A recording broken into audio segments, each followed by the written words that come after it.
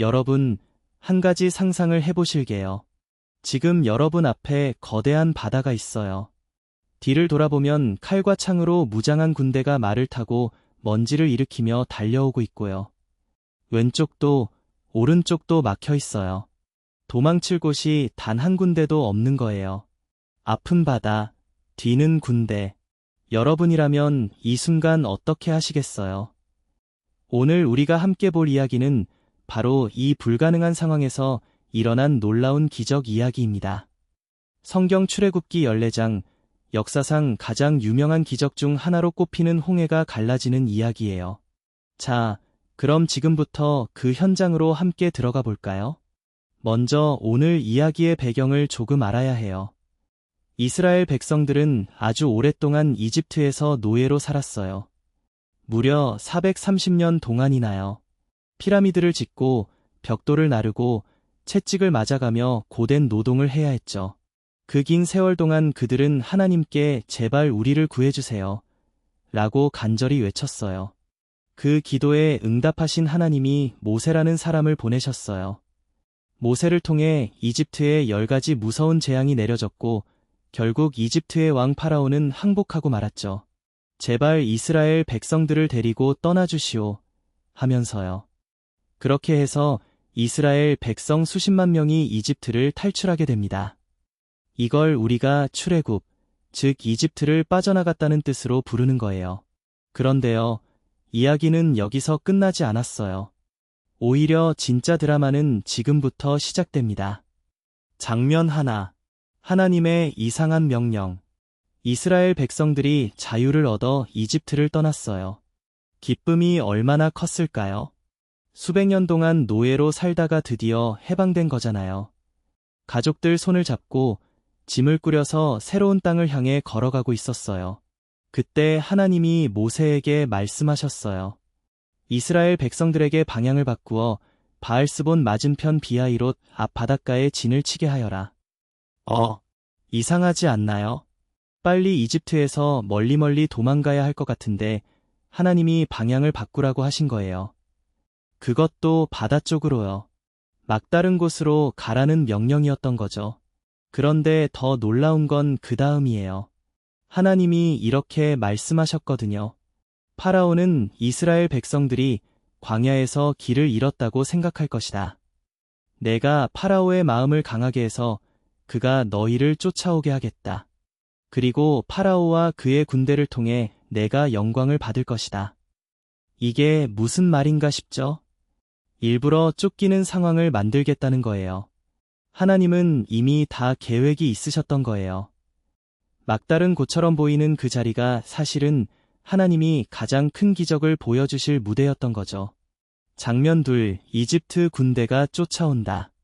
한편 이집트의 파라오, 그 왕의 마음속에서 변화가 일어났어요. 이스라엘 백성들을 보내주긴 했는데 시간이 지나면서 이런 생각이 들기 시작한 거예요. 내가 왜 그랬지? 저 사람들은 우리의 노예들이었는데 우리를 위해 일하던 사람들이 다 가버렸잖아. 이걸 어떻게 하지? 파라오의 마음이 굳어지기 시작했어요. 후회가 밀려온 거예요. 그래서 파라오는 전쟁 준비를 명령했어요.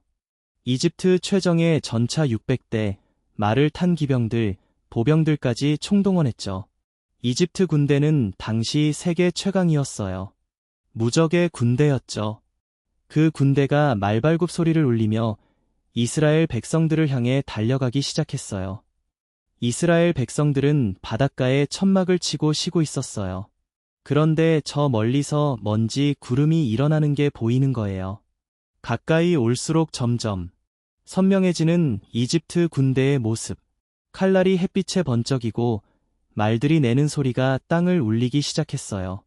이스라엘 백성들의 얼굴이 하얗게 질렸어요. 공포가 엄습했죠. 그리고 앞을 보니 거대한 바다가 가로막고 있었어요. 장면 셋, 백성들의 두려움과 모세의 외침. 공포에 사로잡힌 이스라엘 백성들이 하나님께 소리쳐 기도했어요. 그리고 모세에게 달려들기 시작했죠. 불만이 폭발한 거예요. 이게 다 뭐예요? 이집트에 무덤이 없어서 우리를 광야에 데려다가 죽이려는 거예요? 왜 우릴 이집트에서 데리고 나온 거냐고요. 차라리 이집트에서 노예로 사는 게 나았을 거예요. 우리가 당신한테 분명히 말했잖아요. 우릴 내버려 두라고요. 얼마나 무서우면 이런 말이 나왔을까요? 조금 전까지 자유를 얻은 기쁨으로 가득했던 사람들이 이제는 차라리 노예로 돌아가겠다고 하는 거예요. 두려움이 사람을 어떻게 바꿔놓는지 보이시죠? 그런데 이 상황에서 모세가 놀라운 말을 했어요. 가만히 생각해보면 모세도 얼마나 떨렸을까요? 하지만 모세는 이렇게 외쳤어요. 두려워하지 마세요. 굳건히 서서 오늘 하나님이 여러분을 어떻게 구원하시는지 보세요. 오늘 여러분이 본 이집트 사람들을 다시는 보지 못할 거예요. 하나님이 여러분을 위해 싸워주실 겁니다. 여러분은 그저 가만히 있으면 돼요. 이 말이 얼마나 대단한 믿음에서 나온 말인지 느껴지시나요? 사방이 막힌 상황에서 죽음이 눈앞에 다가온 것 같은 순간에 하나님이 싸워주신다 고 선언한 거예요. 장면 넷, 구름 기둥이 길을 막다. 그때 신기한 일이 일어났어요. 이스라엘 백성들을 광야에서부터 이끌어 오던 하나님의 사자, 즉 하나님의 천사가 구름 기둥의 모습으로 앞에서 인도하고 있었는데요. 이 구름 기둥이 갑자기 이스라엘 백성들 뒤로 이동한 거예요. 이집트 군대와 이스라엘 백성들 사이에 딱 끼어든 거죠. 이집트 군대 쪽에서는 구름이 어둠이 되어서 앞을 볼 수가 없었어요. 반면에 이스라엘 백성들 쪽에서는 밤 내내 빛이 비쳐서 밝았어요. 얼마나 영리한 방법인가요? 하나님이 만드신 자연현상이 이스라엘 백성들의 방패막이가 된 거예요. 이집트 군대는 밤새도록 이스라엘 백성들에게 가까이 다가올 수가 없었어요. 그 밤 이스라엘 백성들에게는 밝은 빛이 함께했고 뒤에서는 이집트 군대의 발이 묶여 있었어요. 그리고 그 밤에 하나님이 다음 기적을 준비하고 계셨답니다. 장면 5. 홍해가 갈라지다. 하나님이 모세에게 말씀하셨어요. 내 지팡이를 들어 손을 바다 위로 내밀어라. 바다를 나누어서 이스라엘 백성들이 바다 가운데로 마른 땅을 걸어서 건너가게 하겠다. 모세가 손을 바다 위로 내밀었어요. 그 순간 하나님이 강한 동풍을 불게 하셨어요. 밤새도록 강한 바람이 불더니 믿기 어려운 일이 일어났어요. 거대한 바다가 두 쪽으로 갈라지기 시작한 거예요. 찰랑이던 물이 벽처럼 양쪽으로 쌓이면서 그 사이에 마른 땅이 나타났어요. 아까까지 물이 찰랑이던 바다 바닥이 길이 된 거예요. 양쪽으로 물이 벽처럼 서 있는 그 사이로 길이 뻥 뚫린 거죠. 여러분, 이게 얼마나 놀라운 장면인지 한번 상상해 보세요. 파도가 치던 바다가 갈라져서 그 사이에 걸어갈 수 있는 길이 생긴 거예요. 물벽이 양쪽에서 우뚝 서 있고 그 사이에 마른 땅이 펼쳐진 거예요. 이스라엘 백성들이 그 길로 걸어 들어갔어요. 수십만 명이 바다 가운데로 걸어가는 거예요. 아이들은 신기해서 물벽을 구경했을 거고 어른들은 경이로움에 입을 다물지 못했겠죠. 두려움은 어느새 경이로움과 감사함으로 바뀌고 있었을 거예요. 그렇게 이스라엘 백성들이 바다를 건너기 시작했어요. 장면 6. 이집트 군대의 최후. 날이 밝아오기 시작할 무렵 이집트 군대가 이걸 봤어요. 바다가 갈라져서 이스라엘 사람들이 걸어가고 있는 거예요. 파라오의 군대는 멈추지 않았어요. 전차를 몰고 말을 달리며 그 길로 쫓아 들어갔어요. 그런데 바다 가운데에 들어가자 이상한 일이 생겼어요. 전차 바퀴가 진흙에 빠져서 빠져나오지를 못하는 거예요. 말들이 혼란에 빠지고 군대가 흔들리기 시작했어요. 그제야 이집트 병사들이 뭔가 이상하다는 걸 느꼈어요. 우리가 이스라엘 사람들에게서 도망가자. 하나님이 이집트를 치려고 저들 편에서 싸우고 있다. 하지만 너무 늦었어요. 이스라엘 백성들이 반대편 해안에 다 올라서자 하나님이 모세에게 말씀하셨어요.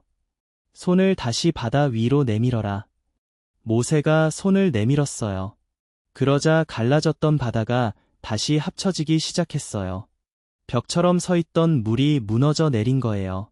순식간에 바닷물이 돌아오면서 바다 가운데 있던 이집트의 전차들과 기병들과 군사들이 모두 물속으로 잠겨버렸어요. 파라오의 전군, 이집트의 자랑이던 그 강한 군대가 단 한 사람도 살아남지 못했어요. 이스라엘 백성들이 해변에서 이 광경을 보았어요. 물에 잠긴 이집트 군사들을 보면서 그 순간 이들이 느꼈을 감정이 어땠을까요? 두려움, 안도, 감사, 경이로움. 모든 감정이 한꺼번에 밀려왔을 거예요. 성경은 이렇게 기록해요. 이스라엘이 하나님의 이집트에 행하신 큰 능력을 보았으므로 백성이 하나님을 두려워하며 하나님과 그의 종 모세를 믿었더라. 그리고 이 기적 이후에 모세와 이스라엘 백성들은 하나님을 찬양하는 노래를 불렀어요. 그 기쁨이 얼마나 컸을지, 그 찬양이 얼마나 뜨거웠을지 상상이 가시나요?